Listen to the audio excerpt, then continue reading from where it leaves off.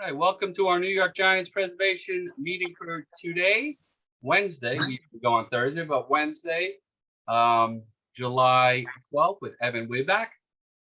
Evan is the sports reporter for the Bay Area News Group, covering the Giants. He's been doing this since 2022, so he's relatively new to being with the Giants. Let me just shut off who's ever making that noise. Okay. I don't know if Evan covered the game last night, so I don't know if he's still in Seattle, but he was nice enough to talk to us today, which is great because we're kind of at a little past the midpoint of the season. A lot of us have questions regarding trades, where the Giants are going, and so forth. We will have no meeting next week. The following week, we will have Bob Lemoyne. Bob contributed to the Willie Mays 5 Tools book, and it's going to be a very interesting topic. It's going to be about Willie Mays and song and screen. So it'll be a fun type of thing instead of just, he had 660 home runs. It should be a blast. I'm going to introduce Evan to our group. Evan was kind enough. I saw him a couple of weeks ago at Citi Field. He came over and said hello to me. Prior to that, he joined us on our Polo Grounds tour with many members of the group, and it was a pleasure meeting him. And he's a great guy, and I hope he has a long, illustrious career covering the Giants. Evan, welcome aboard. If you want to say a few words to us before the firing squad starts, my pleasure to introduce you. Give it up, Evan. Yeah, thanks a bunch, Gary. Yeah, it was great getting to know you over on the tour, and I think that turned out to be a story that turned into something I was pretty proud of. And it was, like I mentioned to you on the tour, just as much of a learning experience for me as it was for anybody else. I am still in Seattle. It's where I was born and raised. So it was a bit of, a nice homecoming for me, the All-Star game. But with that, not so familiar with a lot of Giants history, right? So it's something that I've been trying to educate myself on a little bit more. And, really wanted to seek out that Polo Grounds site. And yeah, it was a great experience. I think I see some familiar faces here. Harvey, a couple other folks who were on that tour. So it was good to see all you guys. And I think it's really cool what you're doing and just the passion that the group has. So I'm excited to talk some Giants baseball.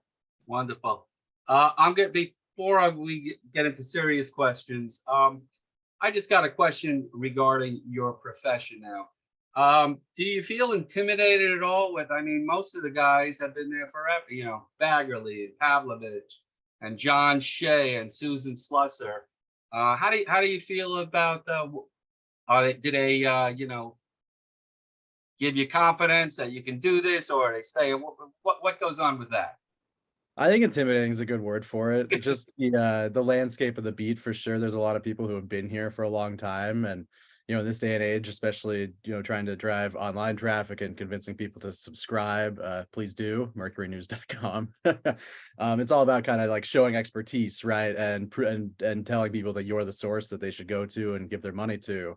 And yeah, when you're competing with someone like Susan, who's a legend and a trailblazer in her own right with the A's beat, and a newsbreaker on the Giants beat, and Bags, who's a freaking Jeopardy contestant and one of the best writers I ever encountered, and Pavs, who seems to have better relationships than anybody within the organization. It's a tough landscape.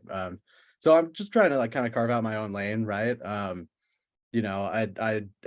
did a half a season on the Warriors beat before joining the Giants, and got a pretty close relationship with the Chronicles Warriors writer at the time, Connor Letourneau, and he gave me some pretty good advice of just trying to, like I said, carve out your own lane and, maybe weave between the two. So, if I can, I try to bring, good, well-written stories, nice narratively crafted, and hopefully giving as much of, bits and pieces of, exclusive inside info as possible, knowing that I don't maybe quite have the sourcing as some of the people who have been around for a longer time. So, and obviously just trying to build that up as I go along too. And I think it's been going pretty well. I've read your stuff, your article about the tour was fabulous. So kudos to you. And again, we hope you have a long career following the team. Has there been, a moment where you really felt like, hey, I made it here with the team and I'm being accepted? Or I don't know if it's one moment. I think it's more gradual. I think from day one, it was a pretty easy clubhouse to navigate. Everybody in there, both these seasons have really been, pretty welcoming, and, all the guys are generally friendly and talkative and willing to meet and accommodate our needs, which, we always appreciate, right? It's all about, we're trying to do our jobs and they're doing theirs. And sometimes it doesn't, intersect, and there are some people, there can be confrontations at times. Luckily, I haven't encountered that, because it seems like the Giants do have a pretty chill and accepting clubhouse, and, media friendly and all that. But yeah, I would say, like, when you start year two and you kind of start to go, especially on the road, and you go back to ballparks for a second time. I mean, all that first year, right? It's finding the media entrance and making sure you know the right way to the ballpark, and getting to the press box and down to the locker room and the dugout and all that. So now that you kind of have a mental map of all the stadiums, it's just like is one less barrier, and you're kind of more able to focus on just the actual, the production of the job, right? Reporting and writing. that's great. All right, before you hit the firing squad here, I know we're a New York-based group. A lot of people in this group are from San Francisco, and despite our name, I would say 95% of the New York Giants Preservation Society still root for the Giants. So you're going to have a lot of interesting questions, I'm sure. But before I turn it over to Dan to begin the questioning, just on your end, positives and negatives of the season that you've seen so far. Yeah, I mean, I think it's a way more interesting group than we thought it was going to be coming into the season, just with the emergence of the young talent. It's been fun to see. I mean, Casey Schmidt's cooled off lately, but that was just his red hot start. And obviously what Patrick Bailey's doing is super impressive. And, some of the additions to the starting pitching staff too, Keaton Wynn and Tristan Beck and all that. So that's been the most exciting part of the season, I think. And then, I don't think it was necessarily impossible to see the emergences of, JD Davis and Tyro Estrada and Lamont Wade, for that matter. All those guys, I mean, kind of under the radar, but really producing. I mean, they all had legitimate all-star cases, I thought.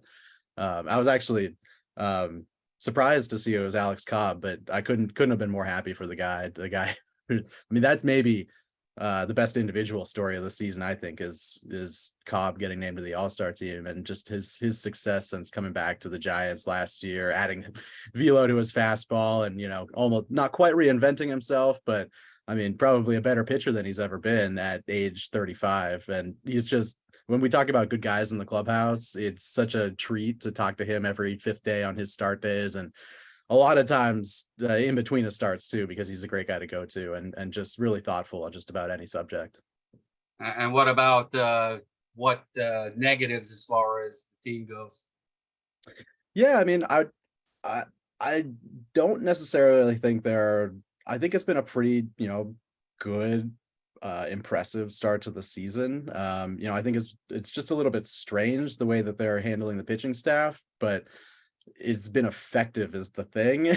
So, I mean, you'd probably want to get more out of Minaya and Stripling, the guys that you went out and signed. And, obviously, you look back on it and missing out on Judge and Correa. I mean, Judge would be great because, he may be injured now, but he's going to be around. But, you look at the production they've given their teams this season, and it's not necessarily any, filled with regrets so far. But, the free agent additions that they did bring in, I mean, you could imagine them being a lot better if they were getting the kind of production they expected out of them.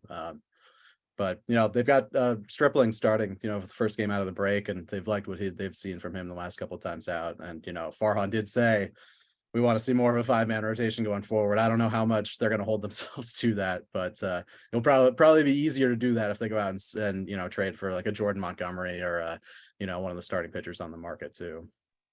Thank you so much, Mr. Taylor. You are up first. So many questions, but I'll go to one. Well, actually, one I'd love to know a little bit more about your background, where you went to school, how you got into the profession, before I jump into my baseball question.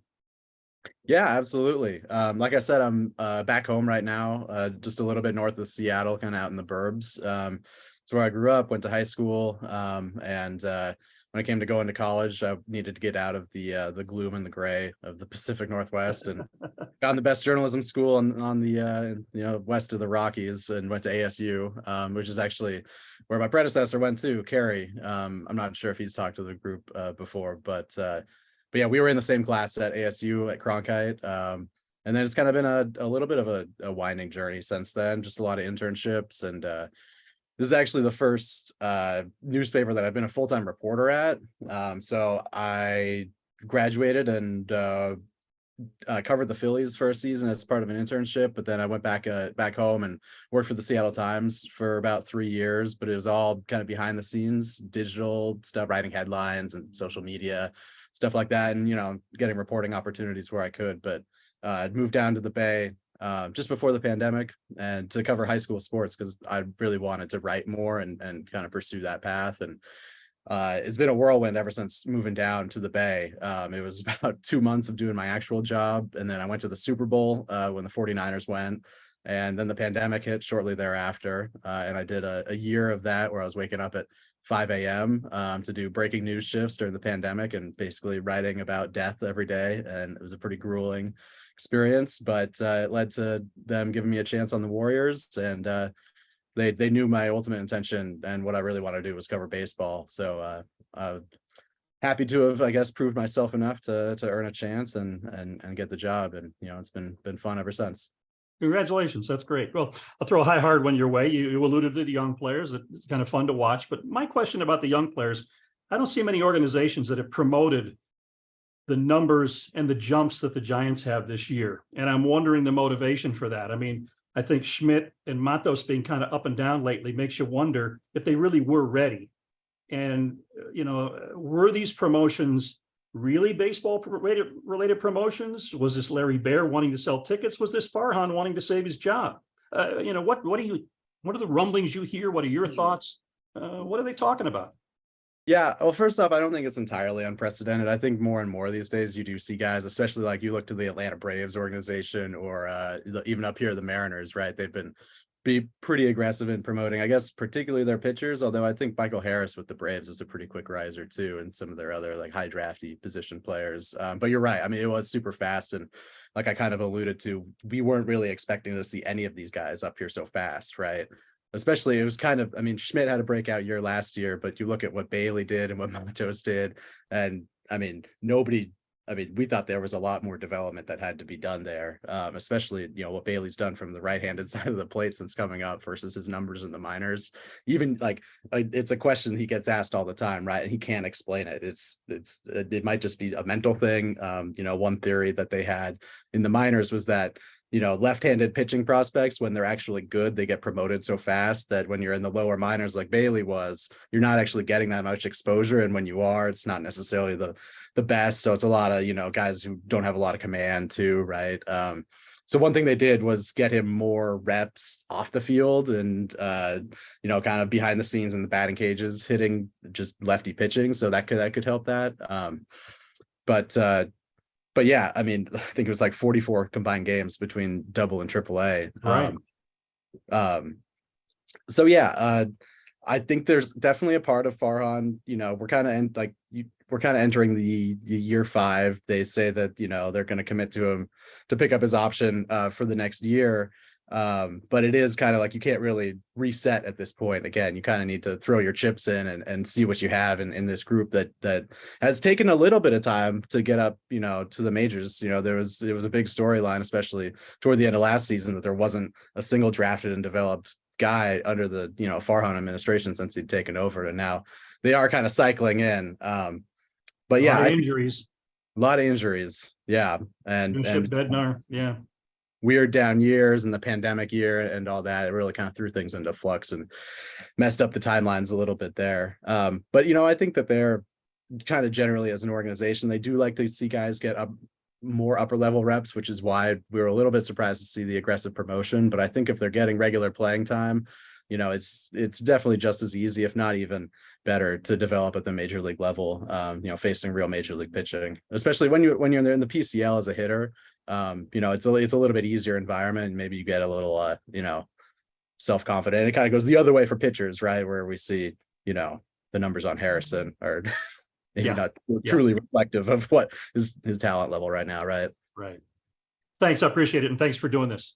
All right, before we continue, just when I send out this link tomorrow or later, I am going to include you know, Evan's Twitter handle if you want to follow him on that, as well as, you know, the Mercury News. We're going to go to Harvey, then the two Jeffs, Howard, Dennis from Yonkers, Mars, and Bill. Harvey, you are up. Evan, it's good to see you. You too, Harv. Walking up and down a cliff. How were you able to? I'm referring to your article that you wrote about the tour of the Polo Grounds. Mhm. How were you able to quote me so exactly? I was recording, so I had. Really? Oh my goodness. I hope Okay. there's no lawsuit coming. Well, but No. We'll leave that. It's legal in New York as long as one party knows it's being recorded. But I was amazed when I saw the quote. I said, I was actually lucid. well, I'll tell you, I'm one of my, you know, deficiencies as a reporter is my note taking. Coming up in like the modern era, been very reliant on audio recording and don't really have the shorthand that a lot of you know, older kind of more seasoned reporters do when audio wasn't as easily available to record. But nowadays we have this great service called Otter that you record it and it transcribes fairly accurate audio and allows you to kind of click in place and find your spot. So it's a useful service. Okay, we'll move on. But sticking with what Dan was discussing, dealing with the newspaper business. What has there been any discussion all the way out there on the West Coast about the fact that the New York Times has eliminated its sports desk? Mm-hmm. Yeah, big time. It actually was directly in correlation with the LA Times changing their sports section too. So it's kind of I actually saw somebody talking today that it's going to be, you know, a date that goes down in history. Just because of, you know, the implications of it. So yeah, it's definitely a big talking point, and just seems like we get this kind of news weekly at this point in this industry. This is a big one, you know, the fact that it's coming from a paper that is genuinely profitable and successful in the New York Times. You know, you know better than I, but you know, they've obviously moved away from, you know, kind of the more traditional local sports coverage into more of a national, international landscape of late. And I don't know what kind of readership that generates online. I personally really enjoy the stories, and you know, I think it was definitely a goal of mine, you know, to potentially write for the New York Times one day. And because, you know, I respect a lot of, you know, the people who write for them in that section. But yeah, like I said, you know, the LA Times too is pretty much, I mean, not eliminating the print product, but they've changed it drastically. So they're not putting in, you know, live results anymore, kind of a more magazine format. They debuted that just this last week. So we're seeing, I mean, dramatic changes. I think more, I mean, galling than all is seeing what happened to the San Diego Union Tribune, which was owned by the guy who owned the LA Times, but sold it to, unfortunately, the hedge fund that owns our paper, Alden Global Capital, who I am happy to say has not been a positive influence on the journalism industry. And I expect to see, unfortunately, a drastically cut back San Diego Union Tribune too. And it's just, it's a tough time in our industry. Though the one thing I'll say is I haven't been, you know, I've been lucky enough not to experience it too much firsthand, because I got to the Mercury News after we had already been gutted. And so it's just kind of been the reality of just navigating that and kind of understanding the new reality, rather than, you know, I guess unfortunately not seeing a bunch of my colleagues get laid off, but that just happened before I got here. Well, I'm not going to bore you with any of the history because I'm officially classified according to my driver's license. I'm an old geezer. And but when I was a kid and I actually had some printer's ink in my blood, I don't even know what printer's ink is because papers aren't printed with printer's ink anymore. But we had 6 or 7 newspapers here in New York, and the writers were legendary. Red Smith, Dave Anderson, Leonard Coppett, who eventually wound up on the West Coast. And I was the only thing I will tell you is that I learned that the Times had gotten rid of its sports desk. I subscribed to the Times Online, and I stumbled on the article, which was an AP story, which I thought was poetic. For those of you who don't know what the AP is, it's the Associated Press. Couple of quick other questions. I saw, were you at the All-Star game last night? I was, yeah. Okay. I can't remember. I don't follow it as closely as I follow the Giants. But there was one image on my screen. Ohtani was on second base. I don't know if that makes sense. Did he get a double, or was he must have been on second? The Alex Cobb blocked him, and then he got to second. Okay. And then one of the middle infielders was talking to him, and the middle infielder, I don't remember which one it was, but he happened to be Hispanic. So when Ohtani's pitching, they bring out a Japanese interpreter, and this guy speaks only Spanish, and yet these two guys were laughing it up. What language do they speak? Baseball. Baseball. I could tell you a story about the language of baseball, but I was laughing, and I was trying to figure out. You should have been there with your tape recorder there. You should have gotten that one. I wish. I mean, that is truly kind of the beauty of the sport, right? It's all these cultures coming together, and when you're in a clubhouse for obviously the one shared goal, right? And I don't know, it's fun. I was talking to Logan Webb about Camilo Duvall, right? Because Camilo's in a tough situation. He doesn't speak much English, and really there's nobody else on the pitching staff that speaks much Spanish other than the assistant pitching coach JP Martinez, who's out in the bullpen with him. But there's like a real language barrier there. But like he'll joke with his teammates and a little bit, and especially Logan, where they're able to just kind of communicate. And like all the English speaking players know a little bit of Spanish, right? And all the Spanish speaking players know a little bit of English. And in Ohtani's case, and I know personally for Ichiro, when he came over from Japan, and a lot of other Japanese players, they're very, very good with their English. But when you think about I guess giving interviews, right, or maybe on a mound visit where specific information is kind of crucial to relay. It's I guess thinking about, just for me, back to interviews, it can be daunting to answer a question and maybe not your foreign language, so you'd prefer to be more accurately quoted and be able to be more verbose in your traditional language. When you're actually like being recorded on camera, right, or on the record, and you're going to be quoted. So I think guys are more comfortable that way. But like Luis Matos, for example, he came up and he speaks very good English. He's able to interact like pretty much fluently with most of the folks around the clubhouse, but he still prefers to give his interviews in Spanish. Born and raised in Venezuela, and just came over to the US when he's a teenager, right? So he's done a good job of learning the language, but obviously not his foreign language or his native language, right? But yeah, so I think there's definitely a universal kind of ability to communicate, at least within baseball, right? Gary, let me have one more question. The question is Joey Bart. What are the Giants going to do with Joey Bart? It's a good question. I don't think they're going to trade him. I think he's kind of crucial depth at this point. I don't know what his future lays in the organization. But I mean, I think you could envision a scenario where you've got a good 1-2 internal punch catcher, Bart backing up Bailey, or maybe sharing more time if Bailey's numbers against lefties regress. Although, I mean, he is a natural righty, so you would expect him to be better than what they were in the minors. Yeah, I don't know. I think he's going to be here by the end of the season. I'll say that. Thank you, Harvey. Mr. Cohn, you're up. Thanks, Gary. Thanks, Evan. Nice to see you again. I was on a tour in April or late March, and I noticed I was not quoted. So thank you very much. And I'm a proud dad of an ASU graduate. So good choice. That's nice. Yes, it was very good. Actually, my question, as you can tell, I'm a Mets fan here. How are my 3 Mets doing? JD Davis, Wilmer Flores and Michael Conforto. How are they treating you?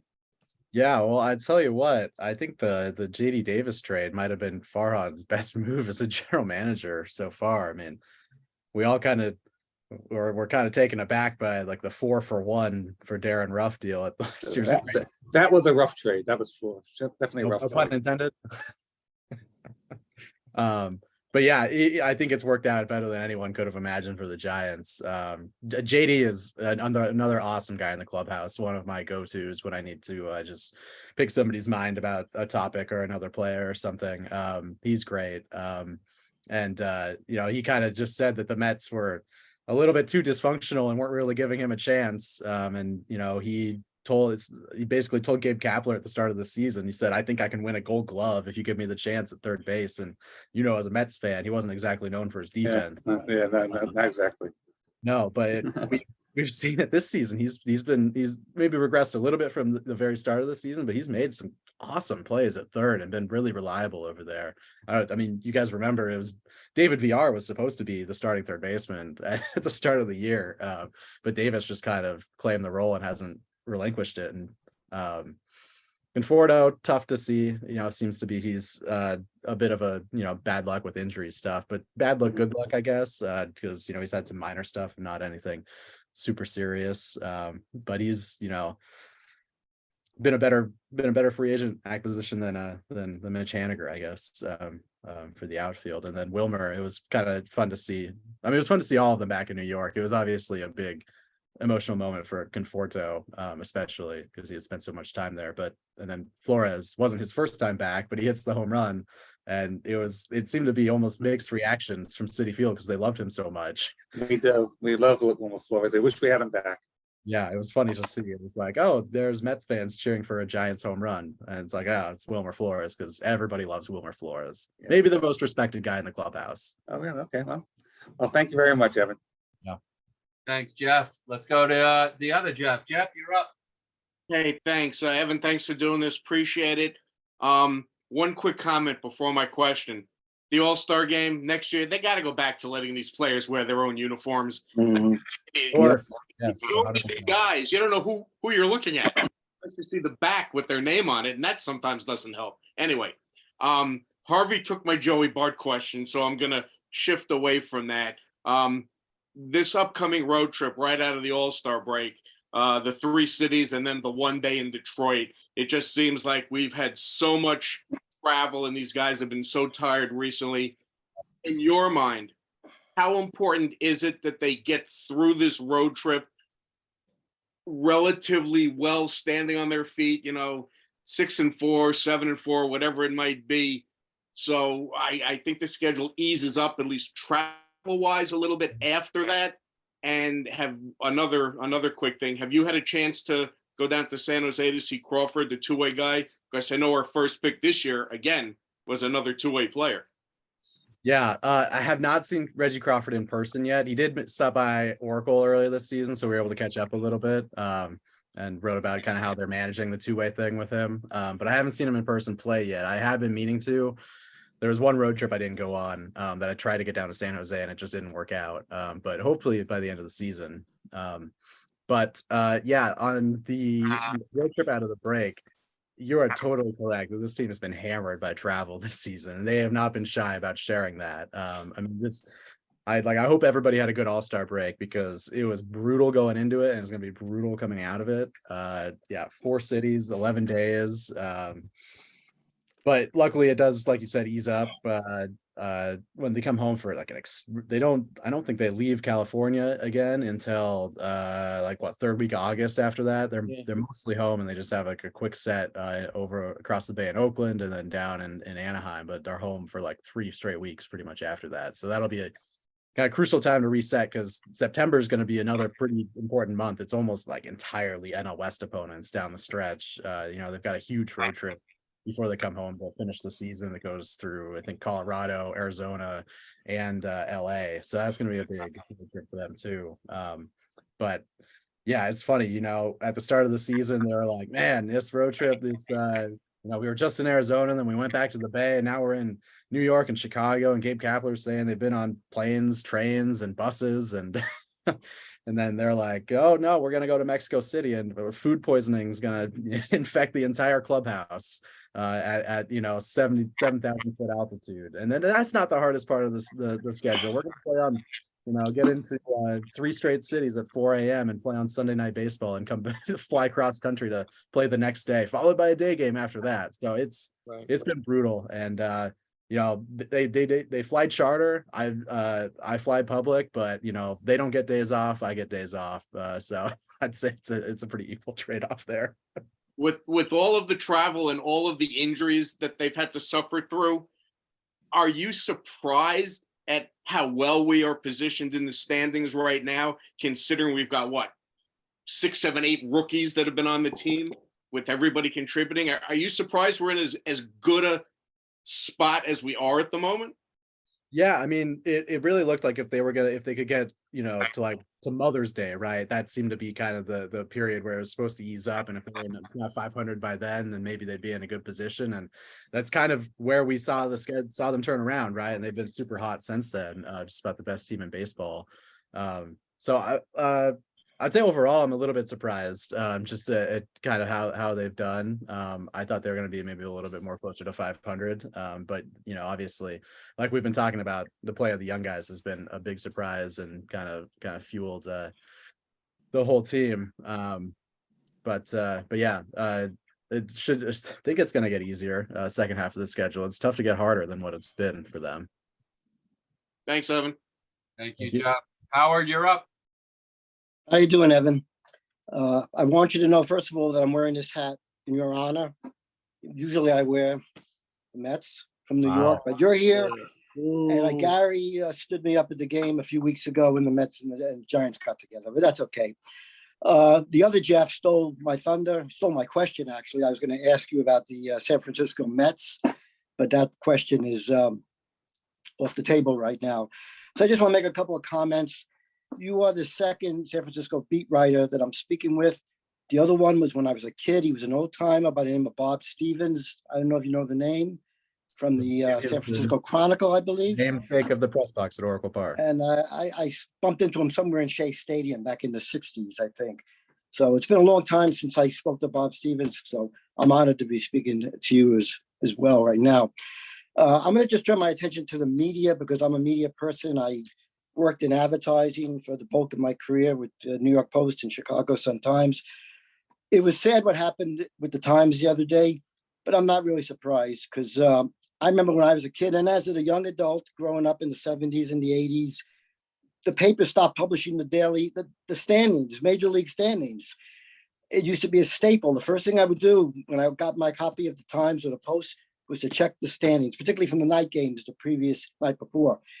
But the real bummer was when the Sporting News, which I subscribed to as a kid in the 60s, they stopped with their weekly baseball columns about each team. They didn't do the standings. They didn't do the stats. They began to do football and hockey and basketball and whatever. So I could see the change coming really for decades now. And I think it's very, it's unfortunate, but that's the trend with everything on, being streamed now or, Apple TV. I mean, what a farce that is. But you have all the different ways online, MLB.com, Mets.com, Giants.com, SyracuseMets.com. I mean, you have everybody out there. So the media has really changed. I wanted to ask you one question. I toured AT&T a couple of years ago, and I know you're new at the paper, but they did have a box at the stadium reserved for Willie Mays. Does he ever show up? Does he ever go to the games now? I mean, when I was there, he was still in his mid 80s. Now he's 90. What's he? 92 now, right? Does he ever make an appearance at the ballpark? I think he's been out there twice since I've been on the beat. He was there most recently for his birthday, and I think that was traditionally when he would come by the ballpark. I know he really likes Lamont Wade Jr.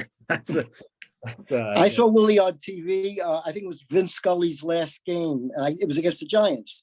I think probably at the AT&T or whatever it was called at that time. And Willie made an appearance. But just a little history. I grew up a Giant fan. My father, as most people here know, was a New York Giant fan way back in the day. And I was 4 years old when they moved to San Francisco. But whenever they came in to play the Mets, starting with the Polo Grounds through the years at Shea, and then Willie became a Met, I would always go to see the Giants play. You know, it was a no-brainer. The only time I couldn't do it was when I was away at summer camp a couple of years in the 60s. So I have a history with the Giants, or now I basically follow the Mets. But for nostalgic reasons, as I've mentioned here before to everybody, you know, I hope the Giants do well. I pull for them. I was ecstatic when they won those 3 great World Series in a row. And I did go to the tour and when it came to New York of the trophy. I've seen it at the Yogi Berra Museum and at that bar, what's it called, Flannery's in Manhattan. So I still follow them. There's a little piece of my heart still with the Giants. This year, it's more important than ever because the Mets have been just, you know, the less said, the better. But anyway, it's good. I'm sorry my question was stolen, but it was answered in a good manner. And, you know, go Giants, go Mets for the rest of the season. Thank you. Dennis from Yonkers, unmute, you're up. Evan, how are you? Sorry about my my computer's kind of a mess, so my picture's not up, but I hope it holds on. Evan, I thought this was a 90-92 win team coming out of camp. I thought it was about a 90 loss team 2 weeks in. Gary's heard this song. And by the way, Gary and you guys do a great job of putting this on every week. It took around the beginning of June for me to tell Gary's heard this song a lot, that this became a playoff team. And the biggest reason was the bullpen, I thought. It's a, you know, you can't survive today without a pen. And that pen did a 180. In camp, Gabe said they were going to focus on defense particularly. That hasn't gotten a whole lot better. The DRS is decent. The OOA is decent, but they make a lot of errors. And when you make errors, that leads directly to runs and innings, pitch counts grown up, and losses. So my 2 questions are this. You touched on it a little earlier. Farhan at the presser, post All-Star break presser, pre-All-Star break presser, said he was going to look for a 5-man rotation. Is there any thought to bring Wynn and Jelly up? I'm going to Pittsburgh this weekend. I'm disappointed to see that Stripling was starting this.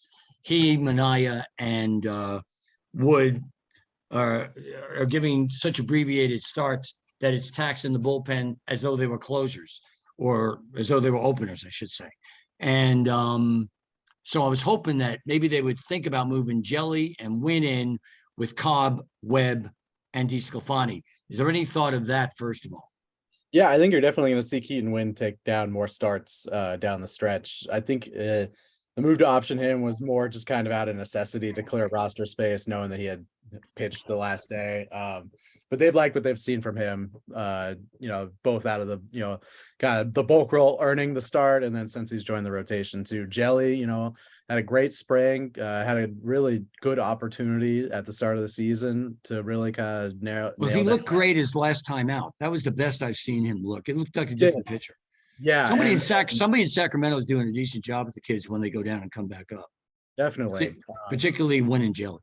And yeah, and they took note of that. So I wouldn't rule him out. I do think that he's probably maybe a little bit lower on the totem pole right now. Maybe I would say probably Keaton Wynn and then Tristan Beck and then Jelly. And, you know, once Harrison comes back from this hamstring, I think you're going to see him up pretty quickly after that. It's kind of sounded like they're Are you good with that? Have you seen him much? Or I've seen video of him, but I mean, I think it's been a little discouraging, the fact that he's still walking guys, you know, 2-3 an outing, it seems. Is that the automated zone as much as anything else, or? Yeah, I've talked to some guys, and that's really thrown things into flux down there, especially guys who work the top of the zone, you know, which I think Harrison, you know, really likes to do with his Do you think fastball. Harrison is major league ready at this point? Or?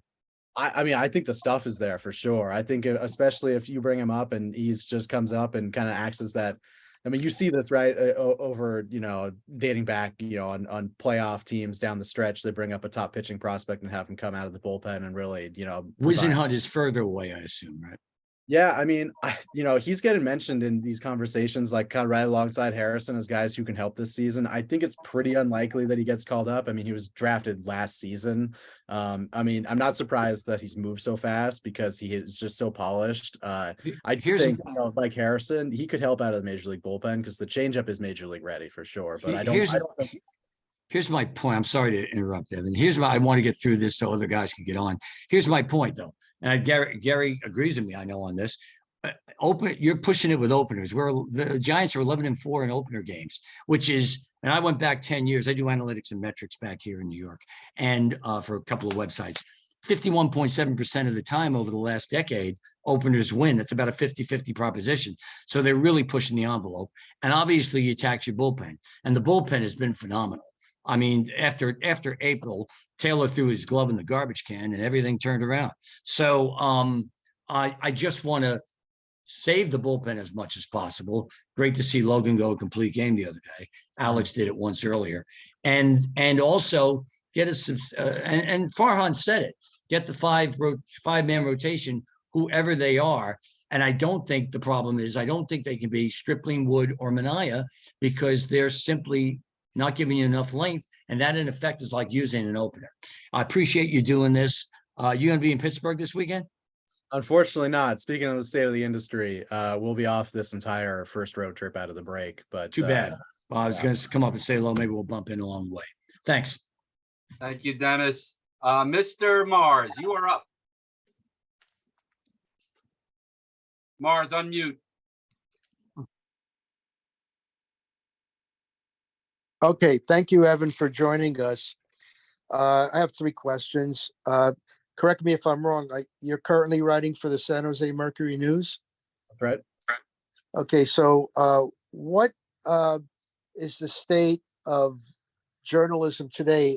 I know one of our members have described how the New York Times and here in San Francisco, the Chronicle, you can't even see the box scores or the league leaders. If they play a Saturday afternoon game, the box score is not even in the Sunday paper.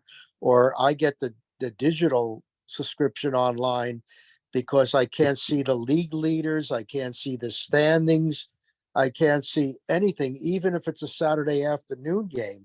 So what is your opinion on the state of journalism today when you went to school to study it?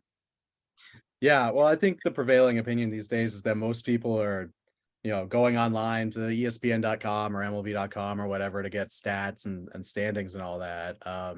I can tell you, the print products even today is the primary driver of revenue at just about every outlet in the country still, despite of the efforts over the last decade, 2 decades to drive readership online. The business model just doesn't work digitally.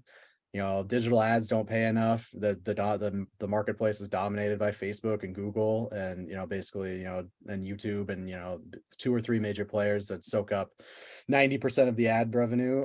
So that's why you're seeing newspapers really double down on the subscription model, which is maybe the way out. It's hard to tell, but there's only so many subscriber dollars out there, and that puts us in a competition with Netflix and other kind of like subscriptions, entertainment services, essentially competing for the same dollar. But like I said, print is still the primary revenue driver, but you're seeing divestment from the print product because newspaper executives, right or wrong, believe that the future's online. I kind of diverge from prevailing opinion, especially for my generation here. I think newspapers are still today a great product that is kind of the ideal way to consume information, where it's curated by experts and well written and presented well, and just an easy, informative way to digest the day's news, and learn some things along the way that maybe you're exposed to that you're not exposed to when we're in such a marketplace where you go to if you want Giants news, you go to a Giants blog, or you go to this like the San Jose Mercury News /sports/Giants, right? And you're not going and seeking out just like a broadsheet newspaper that there's Giants news in there, but there's also world news, culture news, and you're exposing yourself to a bunch of different things. So it's sad to see. It's I really wish I was born 20 years earlier, right, and kind of got to experience the heyday of the industry, and but it's not the reality. So we're just navigating as much as we can the landscape. And personally, you know, when I know a story is going in print, it means more to me than when it's going online, because it usually means that there are just more eyeballs on it, and you know, it looks better and it means more, and there's, you know, physical proof of something that you've done, right, and put out into the world with your name on it, which is definitely rewarding. My last question is, how do you feel about expansion? Because to me, the game is already severely watered down, where, you know, 200 hitters are making multi-million dollars. Pitchers with 4+ ERAs are making multi-million dollars. We don't see the complete game anymore. The game is so changed. You know, what's your opinion on expansion? Well, to that end, you're seeing multi-million-dollar contracts handed out because there's so much money in the game, right? And everybody wants to get in on it. I think it's inevitable. I would like to see an expansion franchise in the Bay. I think it can support 2 teams. I think it would be great to get John Fisher out of the Bay. And it seems like Nashville is kind of the leading candidate for another market. I think it's inevitable. I think you'll see a team in Nashville, and you know, if it's the A's in Vegas, then maybe the second team's in the Bay. I think Portland is being considered heavily. I've heard Charlotte is an option, but I think MLB definitely sees an opportunity to expand. And there's just, again, like all of these major sports leagues, right? It's basically a monopolistic enterprise where there's just so much money to be made, and it's impossible not to. If you own a team, it's impossible not to to profit off of it in some way or another. So it's all about making more money, and there's more money out there to be made. So can the Giants prevent an expansion team by securing the market? Well, they still have territorial rights in San Jose that I don't think they're going to be quick to relinquish. You know, I do think that there's a real opportunity for them, just being the only team in the market. And it seemed 6 months ago, 3 months ago, maybe they were not in the best position to capitalize on that. But you know, some of the young guys, maybe they can. But yeah, I mean, I've just anecdotally seen, you know, more than a couple of, you know, former A's fans who have said, hey, you know, let's try it out. I guess I'll root for the Giants now. So it's possible. I do think that there needs to be a second team in the Bay, though. It's crazy if there's not. Maybe Sacramento would be fun. That's what I always thought. Sacramento would be the place. Thank you, Evan. Thank you. Mr. Bill, you're up. Evan, as a trade magazine editor for 30 years and still trying to keep my job because of lack of advertising, doing different things. I appreciate what you said about the print product, someone from your generation and everything. And yes, it is better in print than online to see your story like that. Definitely agree with you. One of the few people also that still reads Newsday on the train, the print version of Newsday. I'm on Long Island. Actually, and one other thing, my brother lives in San Jose, and actually I was out to visit him, and I did see Sam Crawford in uniform with the San Jose Giants. He didn't play, but I did see him. He looks pretty big in uniform, though. So hopefully he's going to pay dividends in the long run. I just had a question about, obviously, you know, I wanted to ask about Harrison and Wisenhunt. You was already talked about.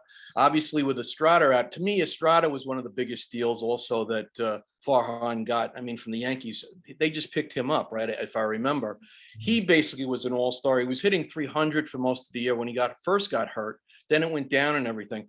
Do the Giants just tread water with Wisely and Schmidt at second base till he comes back? Or, I mean, they were talking on the radio about maybe making a trade, but what do you do with the guy? You know, obviously we have our guy coming back, but how long can we tread water? They were saying like 4 to 6 weeks. Any chance he comes back sooner? Yeah, you know, Farhan seemed to indicate that middle infield would maybe be the most likely place they would add on the trade market. It's either that or a top line starting pitcher. You know, he did say that they're pretty happy with, you know, Stripling, Mania to kind of the depth of the rotation. So I think that there are options out there, and the fact is, like, middle infield is a place where they were pretty light going into the season. We kind of knew that, especially knowing you want to get Brandon Crawford off his feet too. And you know, if it results in Casey Schmidt going down to AAA and playing every day, I don't think that's the worst thing in the world either. You know, like we were talking about earlier, quick development, right, and kind of up in the bigs, trying to learn at the same time. So I think I think it could, you could see them add, like the Cardinals Mosaic just came out and said they were selling. They've got a couple middle infield options that would fit great, along with a Jordan Montgomery type, or Tim Anderson in Chicago, even though he's having kind of a down year, historically a great offensive guy. Yeah, So- he's having a very bad year. Is he hurt or just like what the deal is with him? Yeah, I don't have any inside info there. It's just very strange to see you look at his baseball reference page and he's got OPS pluses of like 110, 120, 125. And this year it's like 58. It's yeah, it's strange to see. Hey guys, I've got time for like maybe one more question. Unfortunately, I've got dinner reservations. Okay. All right, thank you. Thank you though. Paul, go ahead. Yeah, thank you very much. It's wonderful to hear you and congratulations on your career with the Giants. If you had joined us at the beginning of the year, you would have heard everybody here talking about the Giants are a 500 club with Gabe Kapler at the reins, making decisions and judgments, putting people out of position that don't really make sense. So based on where we are now, to what degree have the Giants players bought into this? And what do they think of Kapler as their manager? Yeah, I think the fan base, there's a segment of the fan base that really dislikes Gabe Kapler and the way he manages. I think because of the non-traditional way he does it. Last season definitely didn't earn any fans. You talk about playing guys out of position. I don't think it's something that he wanted to do. It was kind of just put in a bad place with roster construction and injuries, and you've seen less of that this year, although a little bit of Jack Peterson in the outfield going into the All-Star break was an interesting sight to see.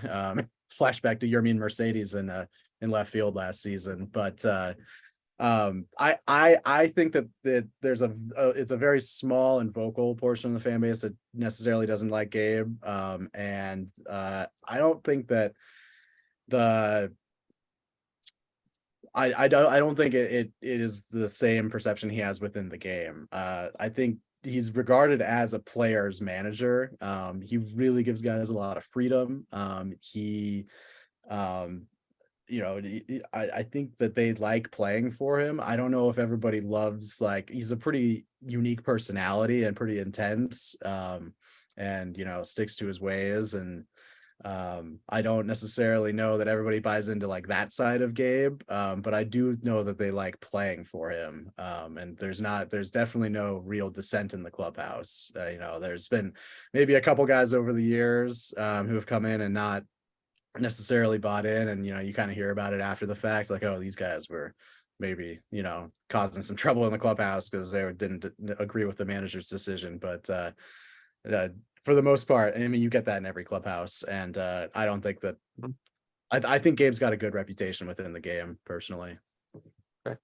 Thank you, Evan, very much. Great to have you. Evan, you got time for one more? Or you got to go. Yeah, we can do one more. All right. The Yankees have their judge, but this is our judge. Judge Jim, you are up. Thank you, Gary. Take us home. Okay, I want to respect your time, so I crossed out my long question. So my short question is about Brandon Crawford. Last year of his contract, any sense or scuttlebutt or whether he's going to hang it up at the end of this, or I know he's got 4 kids. I think he's got another one on the way. I wouldn't be surprised to see him walk away after this year. But do you have any sense on the inside as to whether the Giants interested in keeping him on as in a mentorship kind of role? Yeah, I haven't talked to him about this recently, but going into the season, it seemed like he was really not decided on his future, and which means, I mean, that he would be considering hanging them up at the end of the season. I think it weighs on him. Bay Area guy.